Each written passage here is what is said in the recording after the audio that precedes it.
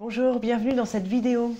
Aujourd'hui, je vous parle de la communication dans la relation parent-enfant et je vous explique pourquoi c'est si important d'apprendre à communiquer. Je suis Anaïs Severt, je suis thérapeute, coach parental et formatrice. Je suis spécialisée en communication bienveillante. Je me suis formée à la méthode ESPER de Jacques Salomé, une pédagogie de la communication bienveillante. Et je partage dans mes vidéos des astuces, des moyens de vivre des relations plus épanouissantes avec nos enfants grâce à la communication. Alors aujourd'hui, voilà, j'avais envie de vous expliquer un petit peu le sens de ma démarche, pourquoi c'est si important de transformer notre façon de communiquer avec nos enfants, pourquoi c'est si important voilà, de développer une communication plus bienveillante. Alors, peut-être que vous le savez, mais aujourd'hui, toutes les découvertes qui sont faites par les neurosciences sur le cerveau de l'enfant nous démontrent que ce qui permet à l'enfant de grandir de façon harmonieuse, de se développer, de devenir un adulte autonome, construit, épanoui, eh bien, c'est la qualité des relations qu'il a avec son entourage. Et notamment, donc, bien sûr, en premier lieu, ses parents. Et cette relation, elle se tisse grâce à la communication.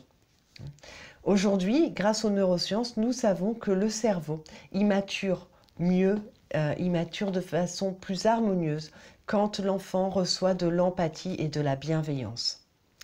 Donc tout ça, l'empathie, la bienveillance, l'empathie, c'est la capacité de se mettre à la place de l'autre. C'est le fait d'imaginer ce qui se passe pour notre enfant, de se mettre à sa place. Donc l'empathie, la bienveillance, donc le fait de faire attention à ce qui se passe dans la relation. Donc ça aide le cerveau de notre enfant à se construire. Contrairement à ce qu'on pourrait croire, l'amour n'est pas suffisant pour aider notre enfant à grandir. Et l'amour n'est pas suffisant non plus pour avoir une bonne relation avec notre enfant. La plupart des parents aiment profondément leur enfant, et les enfants, la plupart du temps aussi, aiment leurs parents. Pour autant, ça n'empêche qu'il y a souvent des relations qui sont conflictuelles, voire parfois qui sont toxiques. Il y a des enfants qui, arrivés à l'âge adulte, ne voient plus leurs parents. Ils ne veulent plus les voir. Il y a des enfants qui fuguent, des ados qui fuguent. Il y a des relations vraiment très compliquées. Et ça n'a rien à voir la plupart du temps avec l'amour. On peut aimer son enfant et avoir une relation invivable avec lui. Donc ce qui va faire la qualité de la relation, ce qui va faire qu'on va avoir une bonne qualité de relation, c'est la communication. Et communiquer, qu'est-ce que c'est? Eh bien, c'est mettre en commun. Communiquer signifie mettre en commun dans la relation. Et qu'est-ce qu'on va mettre en commun dans la relation? Eh bien, des mots, eh bien, des attitudes, des comportements, des gestes. Tout ça, ça constitue la communication. La communication verbale, la communication non verbale. Tous nos comportements, nos gestes, nos attitudes, nos expressions et nos mots, tout ça constitue la communication. Et c'est ça, au final, que notre enfant retient. C'est ça qui tisse la qualité de la relation entre notre enfant et nous. Ça, c'est vraiment important. Vous pouvez avoir tout l'amour que vous voulez pour votre enfant. Si vous ne pouvez pas communiquer d'une façon positive, bienveillante, harmonieuse avec votre enfant, eh bien, vous risquez d'avoir de gros soucis relationnels avec lui. Alors même si on apprend à communiquer, il y aura fatalement des moments difficiles avec notre enfant, il y aura des conflits, ça fait partie de la vie. Le conflit n'est pas un problème en soi. Mais voilà, de bonnes relations, ça commence par une communication qui soit positive, qui soit bienveillante. Et c'est voilà tout le sens de ma démarche. C'est pour ça que dans mes vidéos, je vous parle autant de communication. C'est pour ça que moi, je me suis formée à la méthode ESPER de Jacques Salomé. Parce que la communication, c'est pas inné.